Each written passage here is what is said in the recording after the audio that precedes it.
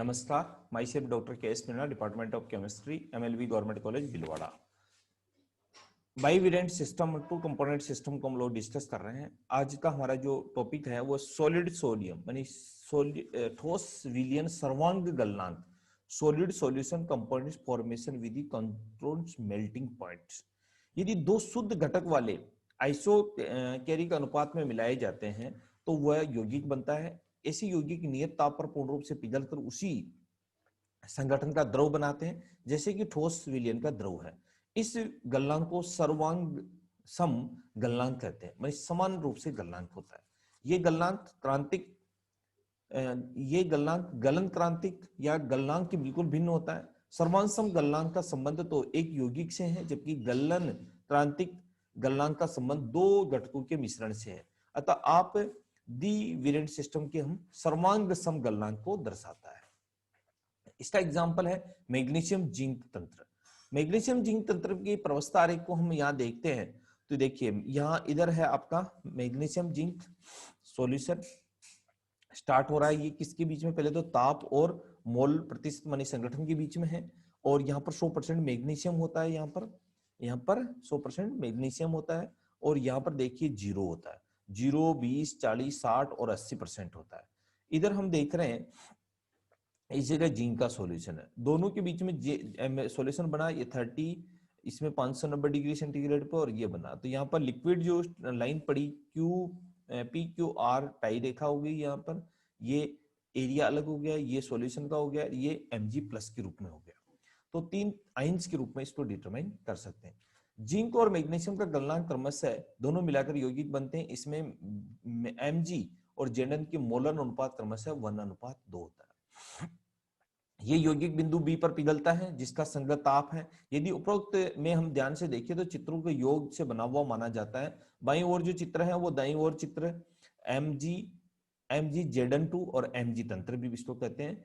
वक्र और वह उन द्रव विलयनों के संगठन को प्रदर्शित करता है जो ठोस Zn और ठोस Mn Mg के साम्य में होता है। मध्य भाग में बिंदु बी उच्चिष्ट है, वह जहां ताप है वो बिंदु बी पर ठोस और द्रव के साम्य में है। इस बिंदु पर चूंकि ठोस और द्रव संगठन समान होता है, अतः ये सर्वांग सम गलनांक है। गलनांक इनका समान होता है। इस बिंदु पर Mg का मोल प्रतिशत देखा जाए तो वो पाया जाता है कि 33.3% अर्थात 66.7% जिंक Zn मोल के रूप में होता है। इस चित्र में हम देख रहे हैं कि उच्चिष्ट बिंदु मतलब जो होता है वो अपघटन से प्राप्त होता है। तो सबसे पहले हम बात करते हैं इसकी बिंदु E1 E2 की। तो E1 की बात करें तो ये गलन बिंदु होते हैं इसके, ठोस जिंक ठोस Mg Zn, और इसके बीच में यहाँ पर डिग्री ऑफ फ्रीडम निकल के आती है इस फार्मूले से, इसके द्वारा हम डिफाइन करते हैं। E2 की बात करें तो ठोस Mg ठोस, और ये यहाँ पर क्या आएगी? 0 आएगी। तो दोनों में ये डिफरेंस है कि दोनों में E1 और E2 की बात करें। अब इसमें क्योंकि बिंदु E1 की बात करें तो ठोस Zn और Zn प्लस Mg की विभिन्न संगठनों का द्रव्य विलयन है, अर्थात यहाँ पर मोनोवेरिएंट सिस्टम है, एक चरीय मिलता है। E1b एक चरीय, BE2 एक चरीय, E2C एक चरीय। क्षेत्र AE1 BE2C के विभिन्न तापों पर जिंक और मैग्नीशियम की विभिन्न संगठनों में द्रव विलयन होते हैं, अतः इस क्षेत्र में F=2 होता है। तो तंत्र क्या होता है? द्विविचरीय होता है। सोडियम क्लोराइड की बात करें तो सोडियम क्लोराइड तंत्र के बारे में बात करते हैं। इस तंत्र में असर्वांगसम, वो तो सर्वांगसम, ये असर्वांगसम होता है।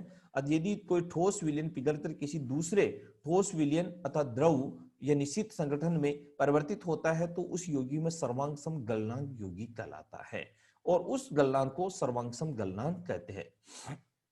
कुल्फी बनाने वाले इस शीतल मिश्रण का उपयोग किया जाता है। इसमें बर्फ होता है और उसके साथ में लवण मिला दिया जाता है, नमक मिला दिया जाता है। तो 15 डिग्री सेंटीग्रेड तक गर्म करने पर यौगिक के नियत ताप में 15 डिग्री सेंटीग्रेड संक्रमण होता है। NaCl.2H2 NaCl प्लस NaCl, तो सॉलिड निकल जाता है, एक संतृप्त विलयन बन जाता है। इस ताप पर जिस पर कोई यौगिक Y जो कि दोनों घटकों के बना हुआ अन्य ठोस व द्रव के परिवर्तित हो जाता है, इसका संगठन नियत होता है परंतु यौगिक Y से भिन्न होता है, इसलिए सर्वांग सम गलनांक कहते हैं। अब देखिए NaCl तंत्र की बात करें तो NaCl तंत्र इस तरह होता है। इसमें ये NaCl है, या 100% NaCl या 23% या 62%, ये ताप और संगठन के बीच में है, या आइस आई सॉल्यूशन NaCl2H2O, NaCl2H2O, ये देखिए 26%, और ये इस तरह से NaCl सैचुरेटेड सॉल्यूशन। अलग अलग फेज अलग अलग बन गई, इसको हम लोग डिस्कस करते हैं। इस तंत्र में एरिया बनता है ABCD के ऊपर का क्षेत्र, जो NaCl का जल में असंतृप्त विलयन, डिग्री ऑफ फ्रीडम 2, ABA बर्फ का जल में विलयन, degree of freedom 1, BCEE dash NaCl2H2O संतृप्त विलयन, degree of freedom 1, A-EE A dash बर्फ NaCl2H2O ठोस, DCFH के ऊपर का क्षेत्र NaCl ठोस प्लस इक्वल टू संतृप्त विलयन, F equal to 1, EPF dash ठोस NaCl2H2O का विलयन अर्थात डिग्री ऑफ फ्रीडम 1। वक्र AA डैश और सॉलिड वक्र है, प्रवस्था बनती है स्वतंत्रता की कोटि F इक्वल टू यहाँ पर निकल के आती है 2। AB H2O का गलन वक्र अथवा NaCl की जलीय विलयन का वक्र है, इसमें बर्फ का प्लस असंतृप्त विलयन होता है और डिग्री ऑफ फ्रीडम निकल के आती है 1। B डैश बर्फ का मित स्थायी वक्र है, बर्फ और जल विलयन साम्य में है, F इक्वल टू 1 एक चरी है माने मोनोविलियंट। B-C NaCl की विलेयता का मित स्थायी वक्र है, NaCl की ठोस संतृप्त विलयन साम्य में है तो degree of freedom equal to 1। CD NaCl की विलेयता और क्रिस्टलीकरण का है तो डिग्री ऑफ फ्रीडम क्या होगी 1।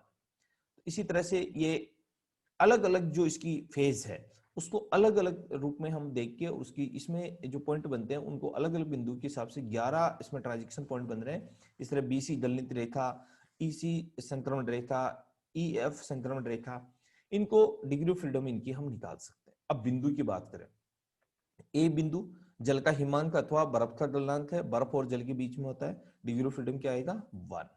इस तरह बी गलित क्रांतिक बिंदु है, बर्फ और इस NaCl H2O ठोस के बीच में होता है, degree of freedom 0। B dash मित स्थायी गलन क्रांतिक बिंदु है, F degree of freedom equal to 0। C संक्रमण बिंदु है, संक्रमण बिंदु में degree of freedom equal to 0। E सर्वांग सम गलनांक होता है, degree of freedom equal to 0। उपरोक्त बिंदु में सी और ई के साम्य का तीनों प्रवस्थाएं समान होती है कि अंतर केवल उसकी अपेक्षित मात्रा और विलयन के संगठन का होता है। धन्यवाद।